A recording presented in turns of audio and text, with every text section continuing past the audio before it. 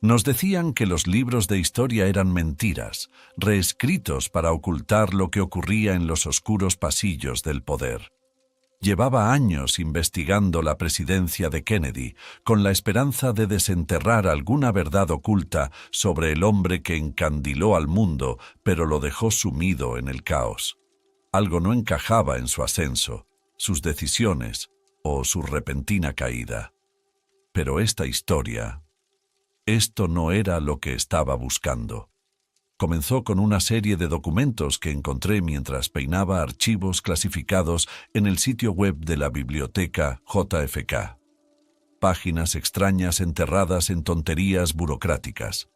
Memorandos ultrasecretos llenos de símbolos y referencias a las estrellas.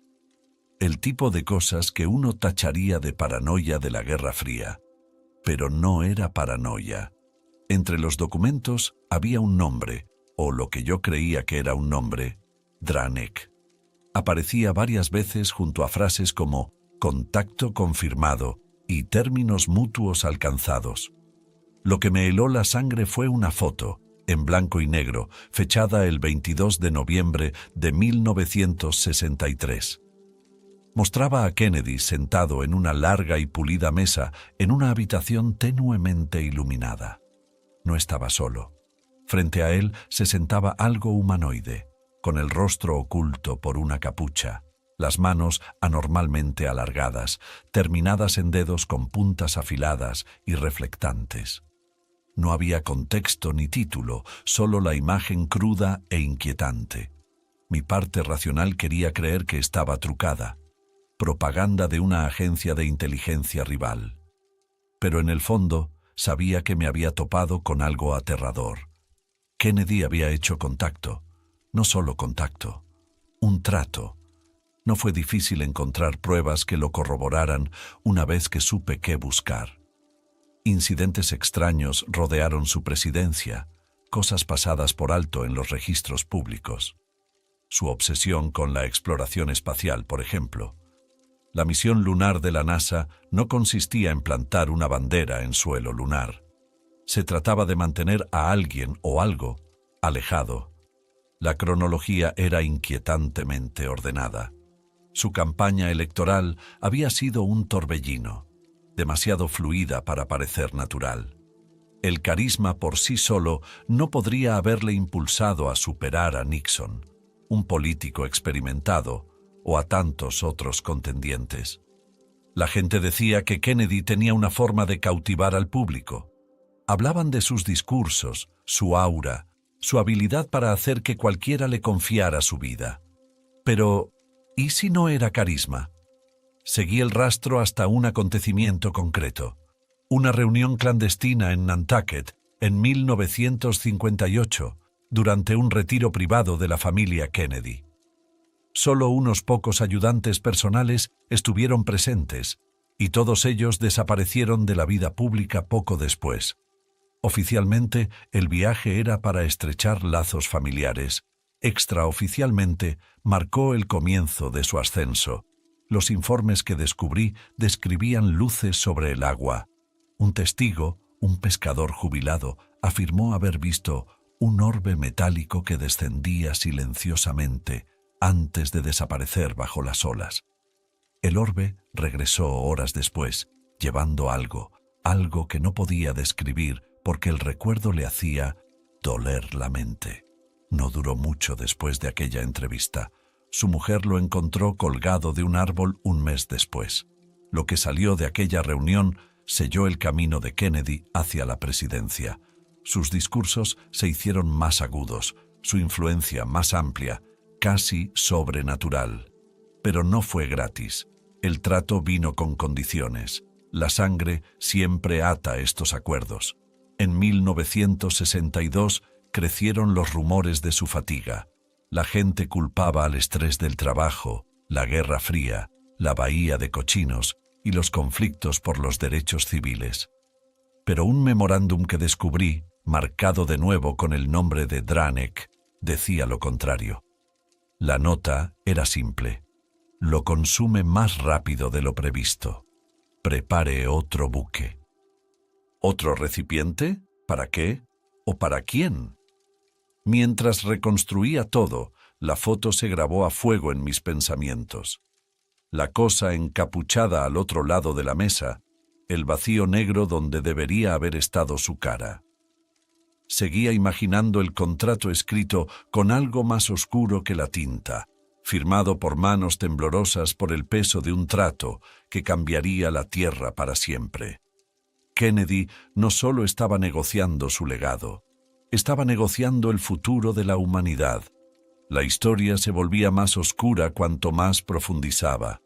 Kennedy no era solo un presidente, era el precursor de algo mucho más grande, algo para lo que nuestro mundo no estaba preparado. Los documentos lo insinuaban, crípticos y fragmentados, pero el patrón estaba ahí. Su acuerdo con los Dranek no era solo sobre el poder personal, se trataba del control de la humanidad, envuelto en promesas de progreso y prosperidad. Las primeras señales aparecieron en sus discursos. La elevada retórica sobre la exploración espacial, el impulso a los derechos civiles, las promesas de un mañana más brillante. Pero había un trasfondo, una insistencia silenciosa en que la supervivencia de la humanidad dependía de la obediencia, de la unidad.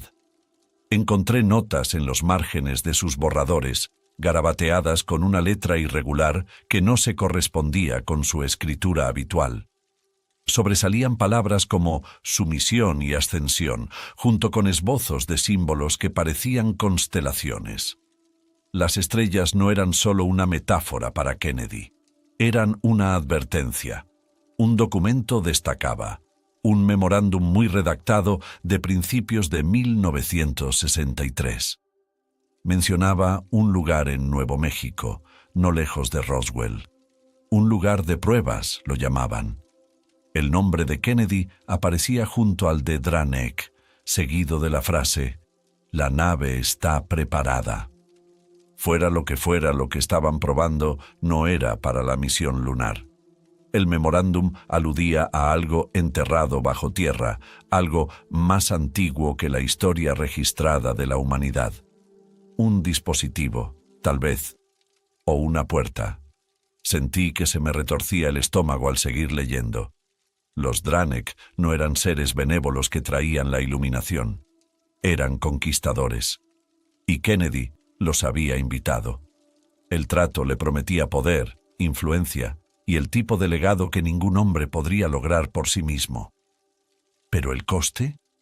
La humanidad se convertiría en su ganado, sus sirvientes en un imperio inimaginable que se extendería por las estrellas.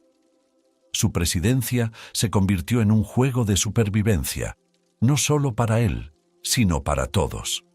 La crisis de los misiles cubanos no era solo una guerra nuclear, era una prueba. Los Dranek querían ver hasta dónde podían empujar a los humanos antes de quebrarse. La amenaza constante de aniquilación no era un subproducto de las tensiones de la Guerra Fría. Era parte del plan. El creciente agotamiento de Kennedy tenía sentido ahora. El peso del trato le estaba comiendo vivo. Los Dranek no solo estaban esperando, se estaban alimentando.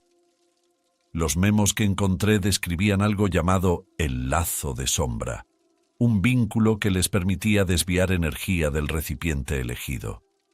Kennedy era su marioneta, su carisma un arma que usaban para doblegar la voluntad de la humanidad. Pero el vínculo era inestable y se les estaba acabando el tiempo. A mediados de 1963, el círculo íntimo de Kennedy empezó a notar cambios.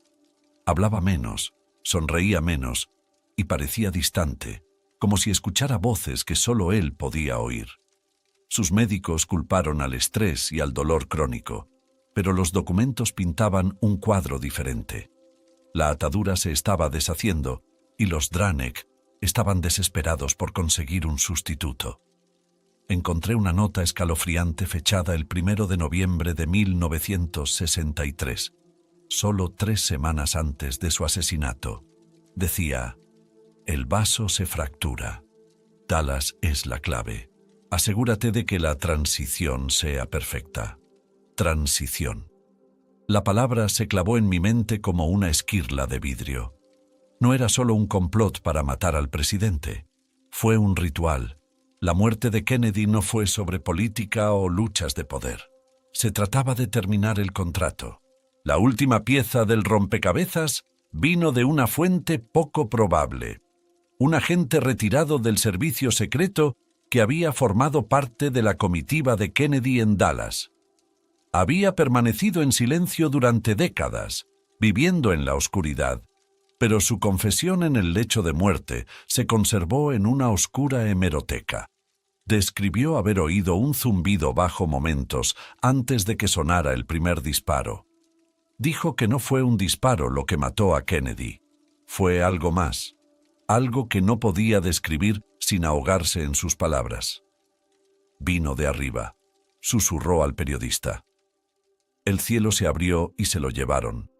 Sentí que la habitación se enfriaba al leer esas palabras. El asesinato no fue un final, fue un principio. El cuerpo de Kennedy era solo un cascarón para entonces. Los Dranek habían reclamado su premio. ¿Y el mundo? Tuvo que recoger los pedazos, ciego a las fuerzas que habían dado forma a su historia. Después de Dallas, el mundo siguió adelante. O al menos, eso es lo que se le dijo al público. Kennedy se convirtió en un símbolo de promesa incumplida, una tragedia grabada en la memoria americana. Pero entre bastidores, los que realmente entendían lo que había pasado se esforzaron por contener las secuelas. Encontré referencias a un programa llamado Proyecto Obelisco, iniciado pocas semanas después del asesinato. No fue reconocido públicamente, y sus registros estaban enterrados en capas de confusión burocrática. Lo poco que descubrí dejaba entrever su propósito: suprimir pruebas de influencia extraterrestre y preparar el eventual regreso de los Dranek. Pero el Proyecto Obelisco no trataba de defender a la humanidad. Se trataba de cumplir. La muerte de Kennedy no fue solo un contrato cumplido. Fue un ritual para unir a la humanidad con los Dranek. La sangre derramada en Dealey Plaza fue deliberada. Un sacrificio para finalizar los términos del trato. Un documento describía las leyes de los Dranek. El fin de un recipiente solidifica el pacto. Sin la fractura no hay dominio. Dominio. La palabra arañó mis pensamientos. Los Dranek no solo querían la Tierra como un recurso, la querían como un punto de apoyo, una puerta al resto de la galaxia. Y Kennedy se lo había dado, voluntariamente o no. Al juntar los fragmentos, me di cuenta de que la muerte de Kennedy era solo el principio. Los Dranek no se fueron después de Dallas. Se quedaron, trabajando a través de apoderados, manipulando gobiernos, sembrando el caos para debilitar la resistencia de la humanidad. La guerra de Vietnam, las crisis del petróleo, el surgimiento de regímenes autoritarios, todo sirvió a su agenda. Encontré un documento especialmente inquietante fechado en 1977 durante la administración Carter. Hacía referencia a una reunión del Consejo de las Sombras en Washington, D.C. Entre los participantes había figuras políticas clave, líderes militares y un puñado de asesores no identificados. El memorándum describía su discusión. Continúan los preparativos para la llegada. El amarre sigue operativo. La nave no ha fallado. Al principio no lo entendí. Kennedy estaba muerto. Su cuerpo estaba enterrado, su legado consagrado. ¿Cómo podía seguir activo el amarre? La respuesta vino de un lugar inesperado. Una carta personal de Jackie Kennedy a su hermana, Lee. La carta, fechada en diciembre de 1963, no estaba destinada a ser vista por nadie más. Su contenido era críptico, pero destacaba una línea. No se lo llevaron, no realmente. Todavía lo siento observando, esperando. Mi corazón se hundió al releer esa frase. Kennedy no se había ido. No del todo. La atadura no era solo una conexión con los Dranek, era una prisión. Su esencia, su alma, si crees en esas cosas, estaba unida a él, atrapada entre mundos, alimentando su poder. El proyecto Obelisco no era solo para encubrir la influencia de los Draenei. Se trataba de mantener el vínculo. Cada decisión, cada conflicto, cada tragedia, desde 1963, se había diseñado para mantener a la humanidad distraída, sumisa e inconsciente de la verdad. Los Draenei no necesitaban invadir. Ya estaban aquí, moviendo los hilos desde detrás del velo. ¿Y Kennedy? Seguía siendo su recipiente, su legado convertido en una herramienta de dominación. La pieza final del rompecabezas vino de una grabación de audio oculta, etiquetada simplemente como El Arca. Estaba fechada el 20 de julio de 1969, el día del alunizaje del Apolo 11. La grabación recogía una conversación entre el control de la misión y los astronautas, pero había una voz adicional, una voz que no pertenecía al grupo. Hablaba en un idioma que no podía entender, con un tono grave y resonante, como el zumbido de un motor lejano. La transcripción incluía una única frase descifrada: «La puerta está abierta». No pude dormir después de oír aquella grabación. Los Draenei no estaban esperando a que la humanidad les alcanzara. Ya estaban construyendo su imperio, usando la Tierra como base. ¿Y Kennedy? Su sacrificio aseguró su éxito. Cuando el Apolo 11 aterrizó en la Luna, la humanidad había cruzado un umbral sin saberlo. La misión no fue solo un triunfo científico, fue una señal, una declaración de que la Tierra estaba lista para servir a los Draenei. La frase de la grabación, «La puerta está abierta», me perseguía. ¿Qué puerta? ¿Y qué había abierto realmente Apolo? Cuanto más escarbaba, más claro lo veía. El alunizaje no fue sobre exploración, se trataba de activación. En 1971, un informe clasificado de la NASA describía lecturas inusuales detectadas durante las misiones Apolo. Bajo la superficie lunar, los sensores captaban vibraciones extrañas, rítmicas, deliberadas, como si hubiera algo vivo ahí abajo. El autor del informe teorizó que la Luna podría no ser en absoluto un satélite natural. Su hipótesis quedó enterrada y su carrera arruinada. Oficialmente, las vibraciones se consideraron fallos de funcionamiento, pero en los márgenes de su informe había una nota escalofriante. El arca se agita, preparen las naves. Recipientes. La palabra me produjo un escalofrío. Kennedy había sido un recipiente, su cuerpo un conducto para la influencia de los Draenei. ¿Era la Luna otro recipiente? O peor, ¿estaba viva? Los archivos del proyecto Obelisco pintaban un panorama sombrío. Tras la muerte de Kennedy, los Draenei intensificaron su control sobre los líderes mundiales. La obediencia no era negociable. Un consejo secreto, el mismo Consejo de las Sombras, mencionado anteriormente, actuaba como intermediario, asegurando el cumplimiento de las demandas de los Draenei. Los registros aludían a sacrificios, tanto literales como figurados. Se orquestaron guerras. Las economías fueron manipuladas. Naciones enteras fueron reducidas a peones.